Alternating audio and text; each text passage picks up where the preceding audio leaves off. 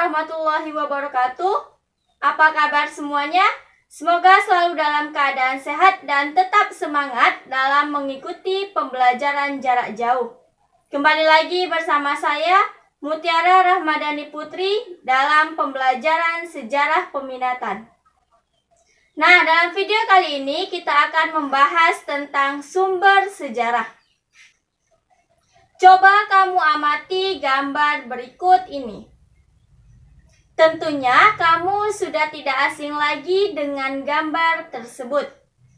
Ya, gambar tersebut merupakan foto saat pembacaan teks proklamasi kemerdekaan Indonesia oleh Insinyur Soekarno pada 17 Agustus 1945. Foto tersebut merupakan jejak sejarah peristiwa proklamasi kemerdekaan Indonesia. Foto tersebut merupakan salah satu sumber sejarah peristiwa proklamasi kemerdekaan Indonesia. Lalu, tahukah kamu apa yang dimaksud dengan sumber sejarah? Sumber sejarah adalah seluruh informasi yang dapat dijadikan sebagai dasar untuk merekonstruksi atau menyusun kembali peristiwa masa lalu. Jenis-jenis sumber sejarah. Yang pertama, sumber sejarah berdasarkan bentuknya. Terbagi menjadi 3. Yang pertama, sumber tertulis. Sumber tertulis adalah keterangan dari masa lampau yang disampaikan secara tertulis dengan menggunakan media batu, rontal, dan kertas. Sumber tulisan merupakan sumber sejarah yang sangat penting dalam penulisan sejarah. Sumber tertulis terbagi menjadi 6. Yang pertama yaitu prasasti. Peninggalan prasasti banyak ditemukan dari zaman kerajaan Hindu-Buddha di Indonesia. Prasasti banyak memberikan keterangan tentang kerajaan-kerajaan di Indonesia, seperti Kerajaan Kutai di Kalimantan Timur. Yang kedua yaitu kitab sejarah tradisional.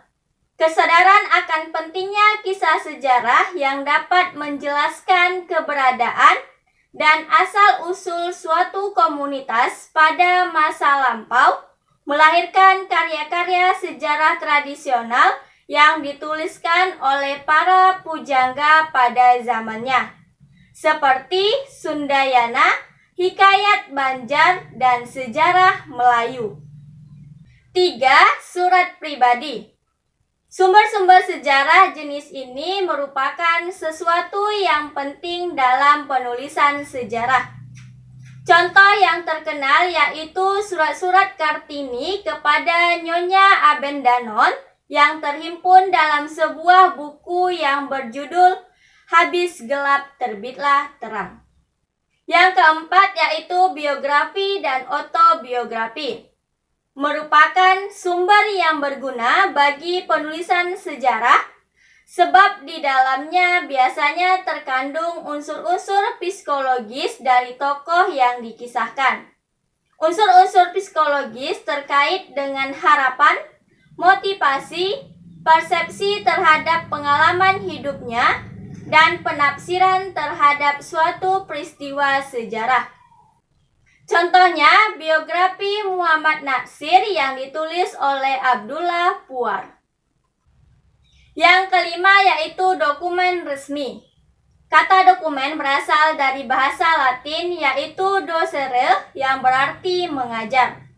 Dokumen resmi antara lain berupa surat keputusan, data statistik, memo, laporan, pernyataan resmi pemerintah, instruksi, notulen rapat, dan daftar personalia birokrasi. Yang keenam yaitu media massa, khususnya surat kabar. Surat kabar merupakan sumber sejarah yang sangat berharga karena ruang lingkupnya yang sangat luas, meliputi aspek lokal, regional, dan internasional. Beberapa surat kabar yang sering dipergunakan sebagai sumber sejarah, misalnya surat kabar Suara Asia yang terbit di Surabaya dan Cahaya yang terbit di Bandung. Kedua surat kabar tersebut berperan menyebarluaskan berita tentang proklamasi. Sumber sejarah yang kedua yaitu sumber lisan. Segala keterangan yang dituturkan oleh pelaku atau saksi peristiwa yang terjadi di masa lampau. Sumber lisan dapat diperoleh melalui sejarah lisan dan tradisi lisan. Sejarah lisan adalah segala keterangan yang dituturkan oleh pelaku atau saksi peristiwa di masa lampau. Sedangkan tradisi lisan adalah tradisi atau kebiasaan yang disampaikan dari mulut ke mulut selama beberapa generasi. Karya-karya yang disebarkan melalui tradisi lisan seringkali memuat sesuatu yang bersifat supranatural, sehingga antara fakta, imajinasi, dan fantasi bercampur baur. Sumber yang ketiga yaitu sumber kebendaan. Sumber sejarah berdasarkan benda adalah sumber sejarah yang diperoleh dari peninggalan benda-benda kebudayaan. Sumber benda disebut juga sebagai sumber korporal, yaitu benda-benda peninggalan masa lampau.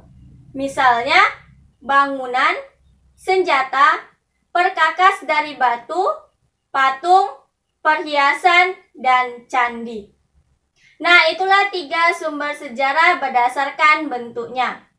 Terima kasih sudah menyaksikan video ini. Sampai ketemu di video selanjutnya. Assalamualaikum warahmatullahi wabarakatuh.